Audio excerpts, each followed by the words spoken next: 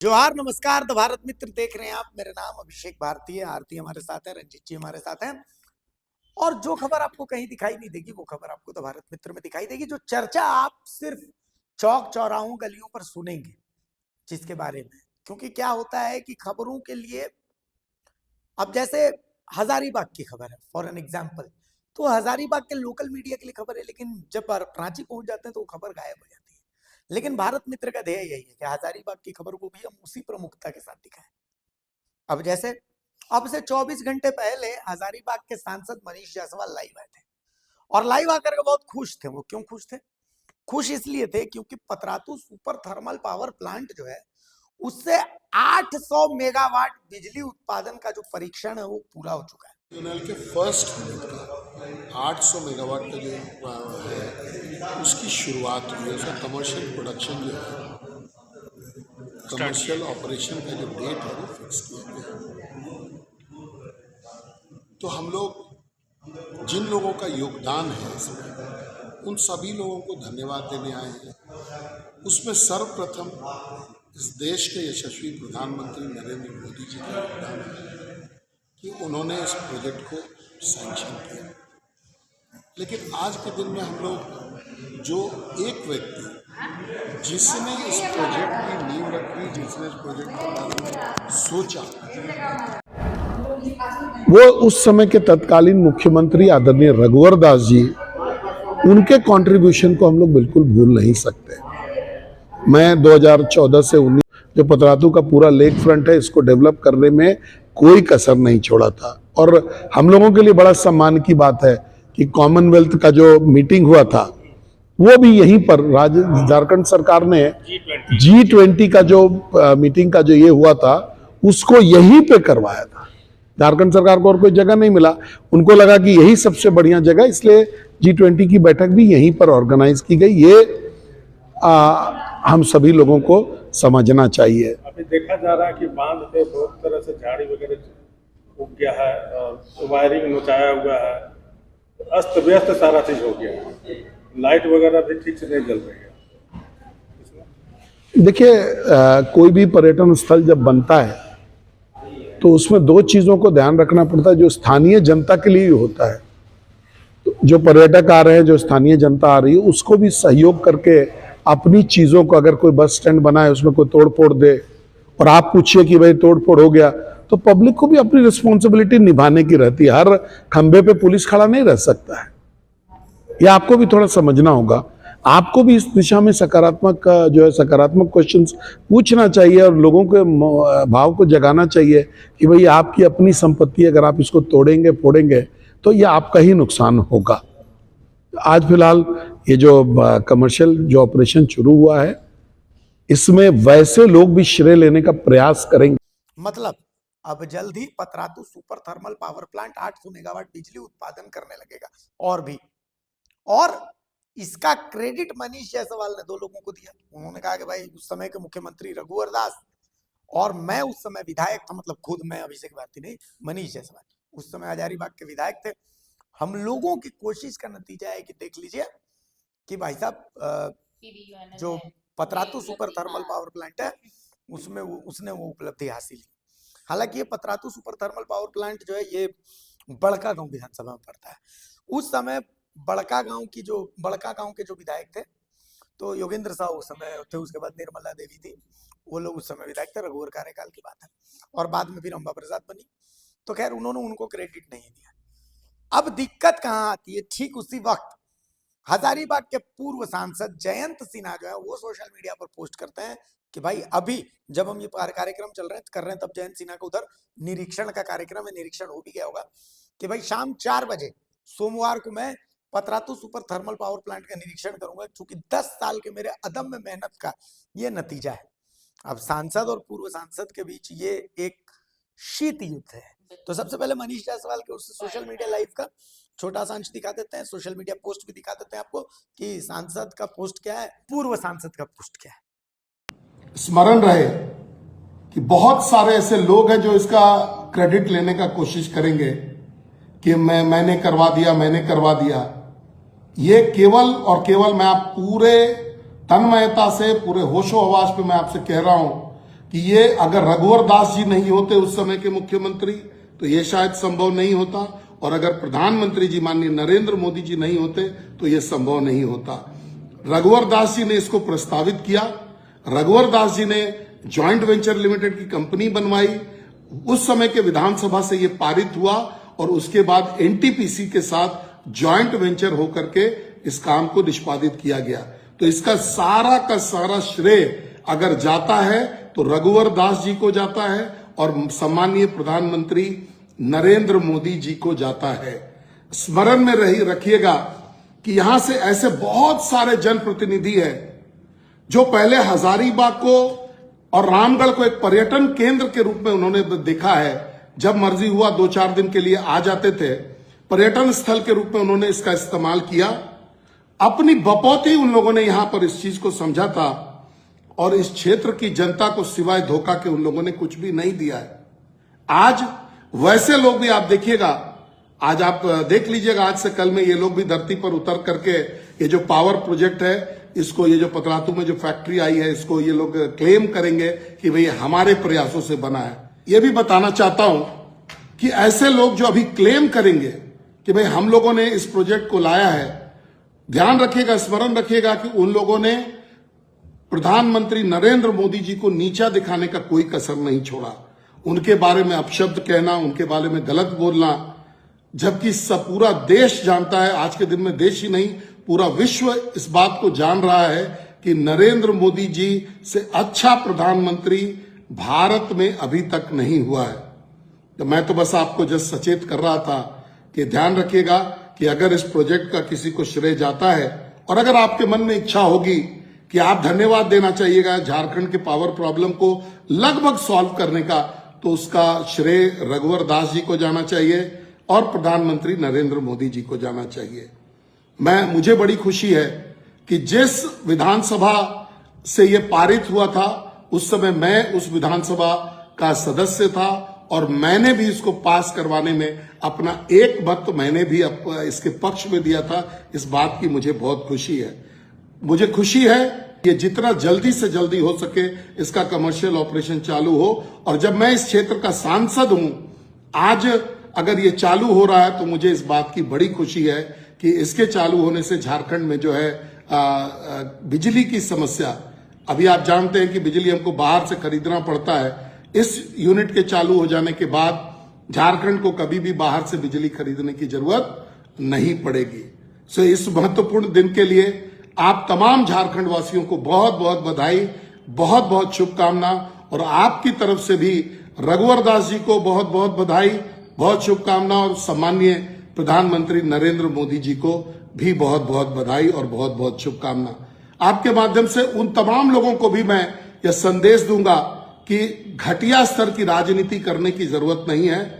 जिस किसी ने भी विकास किया है उसका श्रेय उसी को मिलना चाहिए, ना कि बीच में घुस करके किसी को श्रेय को अपने नाम से करने का प्रयास करना चाहिए। देख लिया आपने तमाम चीजें। आरती रंजीत दोनों वहां पर है। आरती, जयंत सिन्हा का पत्ता काट करके और मनीष जायसवाल को सांसद का टिकट मिला, मनीष जायसवाल जीते। मनीष जायसवाल ने रघुवर दास की भूरी भूरी एकदम प्रशंसा की है, लेकिन पूर्व सांसद को क्रेडिट देना वो भूल गए, नहीं दिया, इंटेंशनली नहीं दिया। लेकिन क्या बिना पूर्व सांसद की हस्तक्षेप के क्या ये संभव था? नहीं, आपकी एक बात जो है कि इंटेंशनली वो भूल गए, या ये हम और आप यहाँ डिसाइड नहीं कर पाएंगे कि इंटेंशनली था या अनइंटेंशनली था, क्योंकि आप ये कैसे भूल सकते हैं? अगर आज हेमंत सोरेन अगर आज मुख्यमंत्री हैं, तो इसके पहले रघुवर दास ने जो काम किया, जो फसलें काटी गई हेमंत सोरेन के रिजिम में, आप ये नहीं कह सकते कि रघुवर दास ने कोई काम नहीं किया। तो ठीक वैसे ही बनता है, अगर पूर्व सांसद जयंत सिन्हा ने ये कहा कि भाई उन्होंने अथक प्रयास किया, लंबे समय तक वो इसे लेकर कहते रहे कि ये सारी चीजें हो जानी चाहिए, तो अगर आज मनीष जायसवाल अगर सांसद बनते हैं, वो अनइंटेंशनली ही अगर उन्हें क्रेडिट देना भूल गए हैं, तो ये गलत है। और इसे दो पर्सपेक्ट में देख सकते हैं। एक तो ये कि अनइंटेंशनली वो भूल गए कि पिछले सांसद ने क्या कुछ किया था। हाँ, ये जरूर उन्हें याद रहा कि मुख्यमंत्री रघुवर दास थे, उनके कार्यकाल में क्या कुछ हुआ, लेकिन यहाँ पर वो अनइंटेंशनली ये भी भूल गए कि बड़का गांव में वो आता है, तो बड़का गांव में विधायक कौन थे उस वक्त, ये भी भूल गए। वो अपने खुद विधायक थे, तो ये चीजें उनको याद रही। तो ये अनइंटेंशनली अगर ये सब कुछ है तो अच्छा है, और लेकिन अगर इंटेंशनली है तो बहुत बुरा है। और यहीं पर सवाल दूसरा खड़ा होता है, दूसरा पर्सपेक्ट ये आता है कि यही बताता है कि बीजेपी खेमों में बटी हुई है, गुट में बटी हुई है। और इसलिए कहा जा रहा है कि बीजेपी का जो खेमाबंदी चल रही है ना, यही बीजेपी को बर्बाद कर रही है। आप देखिए, ये बहुत अच्छी चीज है जेएमएम के लिए। एक आप देखिएगा, जेएमएम में अगर कुछ भी छोटा सा कुछ भी होता है तो वो अपने शीर्ष से लेकर निम्न तक सबको क्रेडिट देना, एक कोलैबोरेट करते हैं सबको। लेकिन बीजेपी में इन दिनों ये तो पता नहीं शीर्ष को तो शीर्ष को जाता कुछ भी हुआ है, माननीय हेमंत सोरेन ने किया, कल्पना सोरेन ने किया, और फलाना जो भी नाम है, कल्पना और हेमंत का नाम तो जरूर आता है, किसी का आए या ना आए, बाकी बचे। लेकिन बीजेपी में ये परिपाटी अलग सी होती जा रही है, और यही चीजें जो अंदर का बिखराव है ना, ये सामने सतह पर ला रही हैं। अब आप अगर आज सांसद बने, इससे पहले जयंत सिन्हा सांसद थे, उनकी भी बातें बिल्कुल सही है कि ये ओवरनाइट तो हो नहीं गया ना, रात भर में तो ऐसा नहीं हो गया कि पीवीयूएनएल को ये उपलब्धि हासिल हो गई। इसके लिए बाकायदा जद्दोजहद हुई, मेहनत हुई, इतने लंबे सालों तक ये सब कुछ प्रक्रिया चलती रही, और उसके बाद आज इस मुकाम पर पीवीयूएनएल पहुंचा है।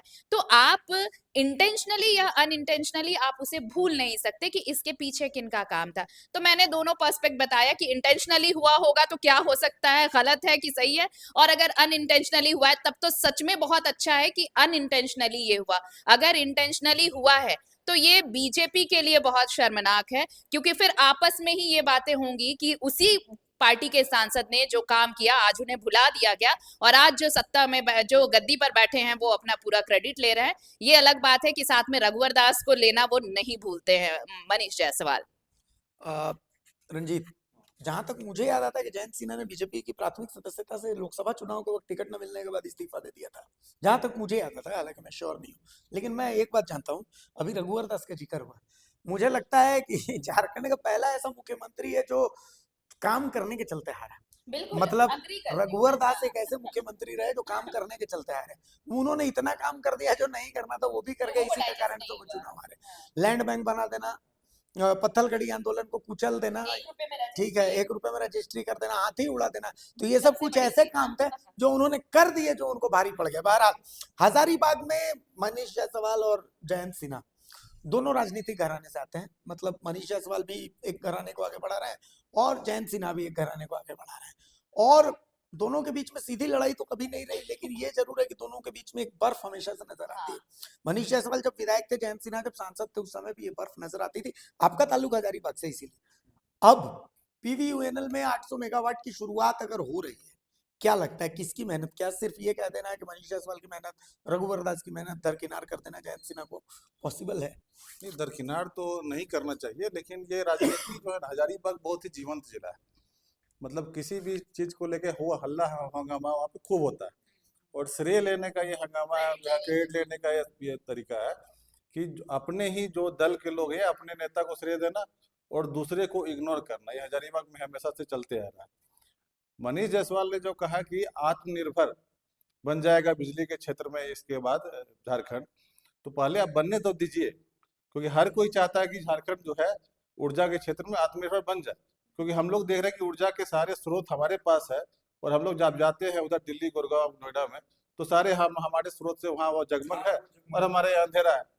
लेकिन जब आपने ये योजना योजना अपने परियोजना शुरू हो गई है, तो पहले आत्मनिर्भर बन जाने दीजिए। क्योंकि मुझे याद आता है कि जब रेलवे, हजारीबाग प्राचीनतम जो शुरुआती जिला जो देश का है उसमें हजारीबाग जिला है, और वहाँ रेलवे हजारीबाग टाउन तक नहीं पहुँचा था। और जब जयंत सिन्हा के टाइम में, यशवंत सिन्हा के प्रयास से जब वो पहुंचा, तो उस समय भी जबरदस्त क्रेडिट लेने की होड़ मची थी। मतलब अलग अलग वहां पर ना बना दिया गया, ये स्टेज बना दिए गए थे, और खूब जोरदार चला था सब तरफ से, हर एक नेताओं की तरफ से और हर एक पार्टी की तरफ से कि हाँ हमने ये किया इसलिए मिला। और सब लोगों ने कहा कि अब तो जिला बढ़ गया है, अब ये रेलवे आ गया है, अब हम लोग यहाँ से आराम से दिल्ली, मुंबई, कलकत्ता आराम से जाएंगे। लेकिन उसके बाद हमको, मुझे लगता है कि 10 साल से ज्यादा ही हो गया। और जब स्टेशन जब बना ना, तो लोग, हजारीबाग के लोग, कई लोगों की पीढ़ियां गुजर गई, लोग रेल ट्रेन में चढ़ा नहीं था हजारीबाग के लोग। तो मतलब इतना ये स्थिति हजारीबाग की थी। जो रांची आ गया है, कोडरमा जाना पड़ेगा आपको, जो हजारीबाग में ही रह गया ना, वो लोग कभी रेलवे देखा भी नहीं था कि ट्रेन होती कैसी है, मूवी में या फोटो में देखी। सब लोग आके देखते थे कि रेलवे स्टेशन कैसा है। मतलब रेलवे स्टेशन भी टूरिस्ट प्लेस बन गया था। लेकिन आज 11-12 साल के बाद भी चंद गिनती का कुछ पैसेंजर ट्रेन है और कोयला ढोने वाली ट्रेन वहां से चलती है। वो अभी तक रेलवे का रूप वहाँ जो होना चाहिए था वो नहीं हो पाया है। अब यहाँ पर जब ये कहा जा रहा है कि आत्मनिर्भर बन जाएगा, तो कब तक बन जाएगा, अब उसको बनने दीजिए। और दूसरी, अब श्रेय लेने का जो आप बात कर रहे हैं, जयंत सिन्हा का बीजेपी में अब स्कोप नहीं है हजारीबाग की राजनीति, क्योंकि मनीष जायसवाल विधायक थे, अब वो सांसद बन गए, और विधायक का जो रिक्त जो पद था प्रदीप प्रसाद ने उसको भर दिया। तो अब यहाँ पर जयंत सिन्हा के लिए जगह बची नहीं है, बीजेपी में जगह नहीं बची है उनके लिए। हो सकता है वो कांग्रेस की तरफ से आए या किसी तरह से आए फिर राजनीति में, और उनकी उतनी उम्र भी, रिटायरमेंट की उम्र भी नहीं होगी। जयंत सिन्हा ने अच्छा काम किया हजारीबाग के लिए।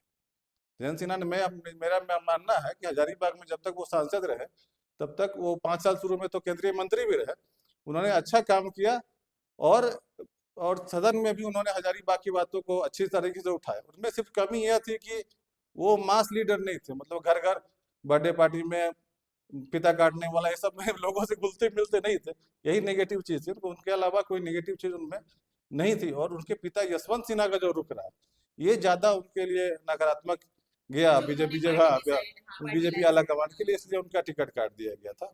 अब ये बातें हो गई। अब अगर उनको राजनीति में वापसी करनी है तो बीजेपी में स्कोप तो नहीं है, लेकिन लोकप्रियता उनकी है।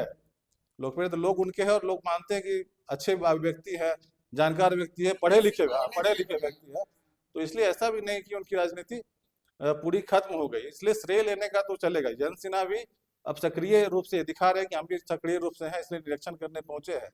अब आने वाला समय मुझे लग रहा है कि हजारीबाग की राजनीति में यही चलेगा, मनीष जायसवाल वर्सेस जयंत सिन्हा। हाँ, जयंत सिन्हा। और जब दो मजबूत चेहरे आएंगे तो ठीक रहेगा, चुनाव राजनीति के विचार से कहा जाएगा तो अच्छा रहेगा वहां पर, क्योंकि पिछले 2-3 चुनाव से तो कांग्रेस ऐसा लग रहा है कि वहाँ पे वॉकओवर चल रही है। अगर उधर जयंत सिन्हा के रूप में एक बढ़िया उम्मीदवार अगर उनको प्रत्याशी मिल जाता है तो कम से कम जो चुनावी मुकाबला हो जाएगा वो रोचक हो जाएगा। अब है कि हम लोग देखेंगे कि बिजली के क्षेत्र में आत्मनिर्भर बन जाए। और जब श्रेय लेने की बात है, मैं राजनीतिक दलों की और नेताओं की बात करता हूँ, जब भी कोई बढ़िया काम होता है, चाहे फ्लाईओवर बन गया या कुछ भी हो गया, तो हर लोग कहता है कि हम श्रेय लिए, हम मेरा काम किया, हमने मेहनत की, हमने मेहनत। अगर मनीष जायसवाल यह कह रहे हैं कि हम विधायक रहते मैंने प्रयास किया, सांसद रहते मैंने काम किया, रघुवर दास के ने काम किया, तो हम लोग का ये आज काम हो रहा है, तो जो काम हजारीबाग में नहीं हो पाए उसके लिए तो जिम्मेदार आप ही हैं। हजारीबाग का विधायक रहते हुए कई काम आप नहीं कर पाए, और सांसद बनते हैं तो अभी ज्यादा समय नहीं हुआ है, हम लोग देखेंगे। लेकिन हजारीबाग के विधायक रहते हुए उन्होंने विधायक के रूप में जो उनका कार्यकाल होना चाहिए था, हजारीबाग चूंकि बीजेपी का मजबूत गढ़ है, जरूर जनसेवा वगैरह करना, देखिए विधायक का काम सिर्फ जनसेवा या कोरोना में चावल बांटने से काम नहीं चलेगा। हजारीबाग में जाम की जो समस्या है और बाकी जो समस्या अनेक समस्या है, वो जो आप काम वहां नहीं कर पाए उसका दोष किस पे जाएगा? उसके लिए भी तो आप ही जिम्मेवार हैं। हाँ, तो सिर्फ ये इस तरह एक तरफा मत लीजिए कि आप श्रेय, अच्छे काम का श्रेय लीजिएगा और खराब काम जो होगा डाल दीजिएगा कि दूसरा उन्हें के कारण हो रहा है, दूसरी अगला उसके लिए जिम्मेवार। तो कुल मिलाकर के यहाँ पर लड़ाई श्रेय की चल रही है। आपको क्या लगता है भाई, 800 मेगावाट बिजली है, कि उसमें आपके किस्मत में कितनी है?